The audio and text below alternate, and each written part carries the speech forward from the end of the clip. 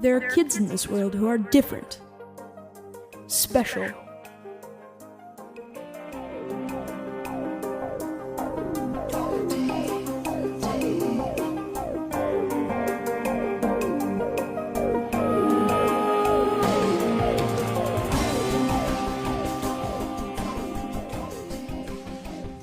In this episode, I'll be breaking down the 35th episode of 6 Minute Season 4, piece by piece.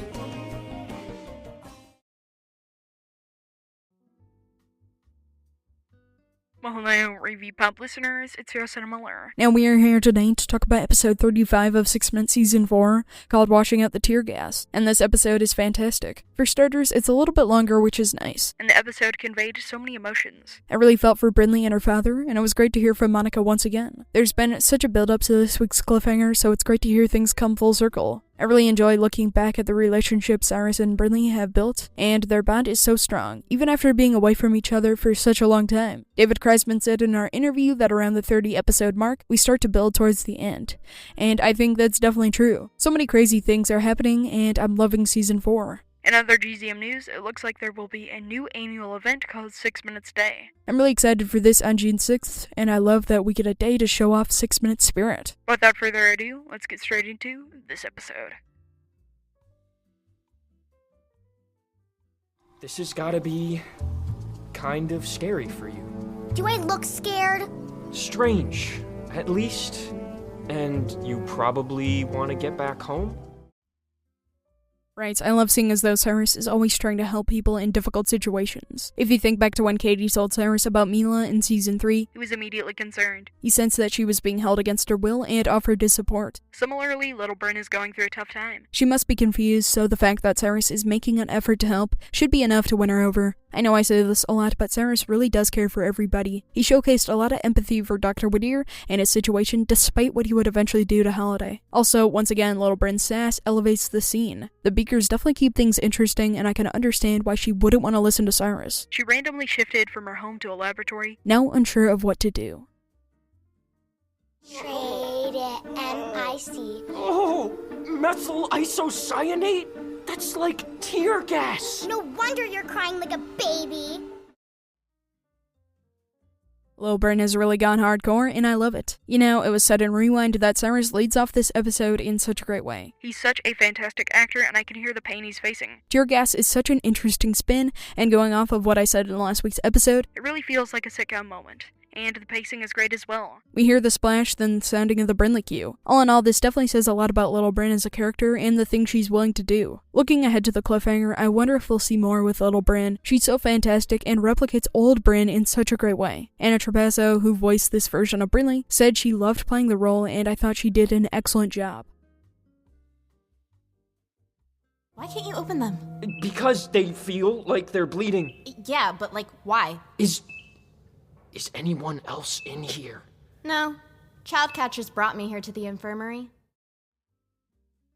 I love the mention of the child catchers, and I can't wait to learn more about them at this period of time. The Anders completely got rid of them, but now that we're in the past, things should get interesting. I wonder what type of task they did, and were they referred to as child catchers? Obviously, wit kids didn't exist at this time, so I'm not sure what purpose they served. Also, seeing as though Dr. Whittier might have good intentions, why would he feel the need to have child catchers? Either way, it still feels like we're learning so much about Whittier Corp and how things operated differently. It also seems like we're seeing a reunion of sorts. It must feel good to see Katie again and look back at all the crazy experiences they shared while in Berlin, Germany. Hello, I'm Dr. Monica Purcell. Monica Purcell? Dr. Purcell! Great to meet you.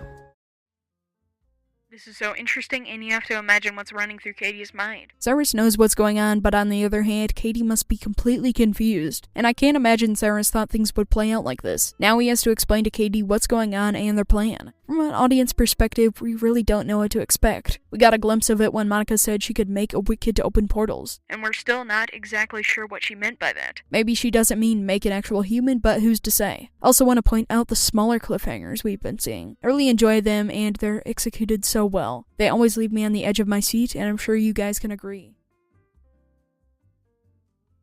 Mom must have just disappeared. He was barely sleeping back then. I mean, now. He just wanted to find her.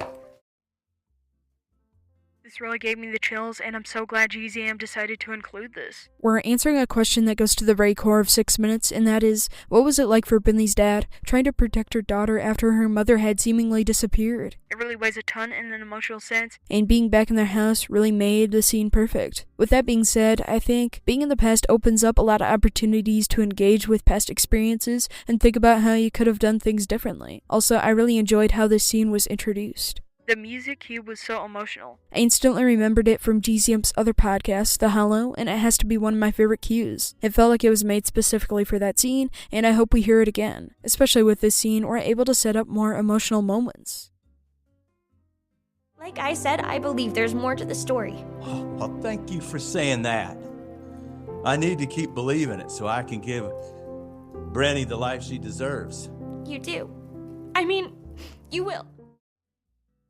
Gosh, that scene wants to make me tear up, and I can visualize so well Brynleigh trying to hold back her tears. She's reliving such a traumatic part in her life in a whole new way. Now she knows there's more to the story, and somehow she has to tell her father that. This feels like such a poetic scene in the sense that Brynleigh is getting the chance to give her father advice at an earlier stage in his life, and it makes me think about what I would say if I was in her position. Either way, Brynleigh shows so much bravery and love for her father. Something he's missing right now. Rob Bogue is such a fantastic actor, and he was really able to portray Joe in a whole new way. I hope he shows up once again. I also enjoyed Brynleigh's little excuse for being there. It's the most Brynleigh excuse, and I love it.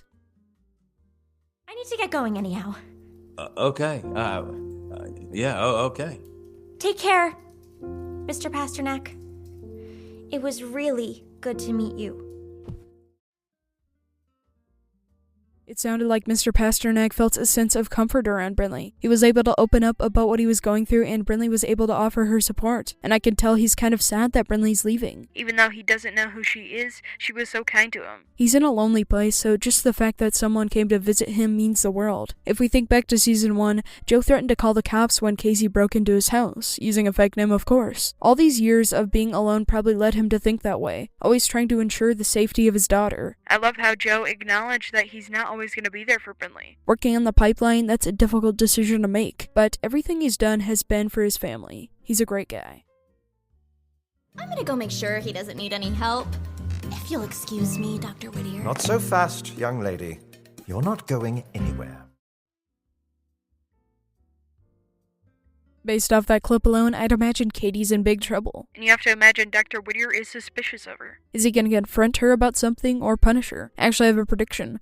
I believe Dr. Whittier will make a proposal. He always does things unexpectedly, and maybe he'll task Katie with something big. What is that something? I'm not sure. But I think at some point Katie and Angel will be working together. Mind reading aside, they made a decent team in Berlin. I hope they go on some kind of mission together and get to know each other. Then Angel can open up about herself and reveal what she's going through. I know this is kind of a bold prediction, but I'd like to see them working together. Who knows what they can accomplish? I also love the music fade out. It's great.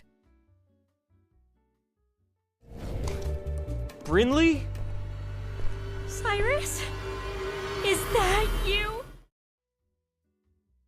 What a great cliffhanger. It was said in Rewind that you can hear the mini portal opening, which Brynleigh would come through. I think this scene is magical in the sense that these characters have been away from each other for a while. Brynleigh promised Cyrus that she would find him, and really they found each other. I'm really excited to see what they'll do together next, especially since Brynleigh's been going through a tough time. Seeing her father fall down was hard on her, but I'm sure she's happy to see Cyrus again. Thank you all so much for listening. I'd appreciate it if you could follow the podcast wherever you listen.